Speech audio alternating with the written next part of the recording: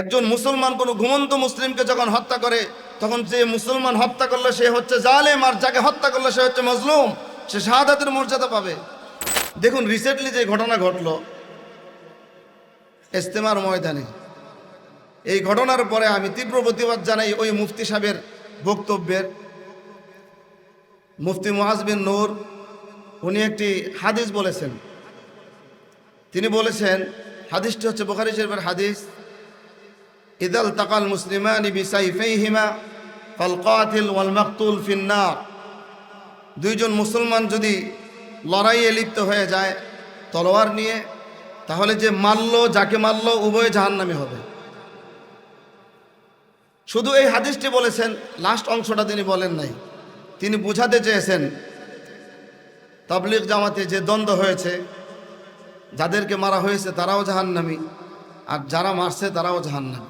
এর তীব্র প্রতিবাদ এই জন্য জানাই, এই হাদিসের শেষ অংশে রয়েছে, সাহাবী জিজ্ঞেস করছেন, হে আল্লাহর রাসূল, হাদাল কাতিল ফামা বালুল মাকতুল, যে হত্যা করলে সে তো জাহান্নামে যাবে, আর যাকে হত্যা করা হলো সে কেন জাহান্নামে যাবে? আল্লাহর রাসূল জবাব দিয়েছেন, যাকে হত্যা করা হয়েছে তারও ইচ্ছা ছিল হত্যা করার, সে পারে নাই, এই জন্য সেই ব্যক্তিও জাহান্নামে যাবে। ব্যাখ্যা আছে কি নাই? কিন্তু বিনা ব্যাখ্যায় যে কথাটা বলছে এটা ভুল।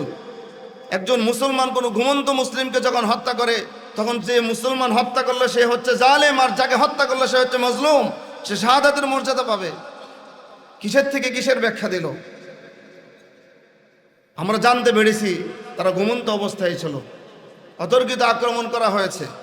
তো এই ক্ষেত্রে আমরা বলবো, যারা আক্রমণ করেছেন তারাই হচ্ছে জাহান্নামী, আর যাদেরকে আক্রমণ করা হয়েছে তারা হচ্ছে মজলুম, তারা শাহাদাতের মর্যাদা পাবে। আমরা আশা করব তারা আল্লাহর জান্নাতের স্থান পাবে। আল্লাহ তাআলা ওদেরকে আল্লাহর জান্নাতে স্থান করে দেখ, বলুন আমিন।